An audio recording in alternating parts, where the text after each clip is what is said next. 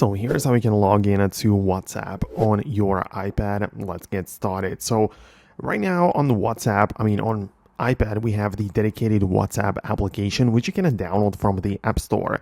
It used to not be the case, so that's a pretty great upgrade, of course. And when you open it up for the first time, you are going to be greeted with a welcome page so you can get it started. And essentially, the iPad's WhatsApp app works as the extension of your iPhone WhatsApp. So what you'll need to do is to grab the iPhone where you have the WhatsApp sign in with your phone number, open up the actual app, and just go to your settings at the bottom of the page. Now from that, you want to find the linked devices, which is indicated by the little computer icon.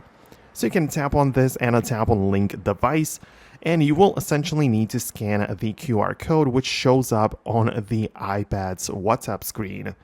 After a while, the connection will be set up and you will essentially be able to just start chatting on the iPad as if it were your phone. So it works very well right like that. So let me know if it worked for you as well. Thanks a lot for watching. Let me know what you think below. Subscribe if it worked, and I'll catch you later.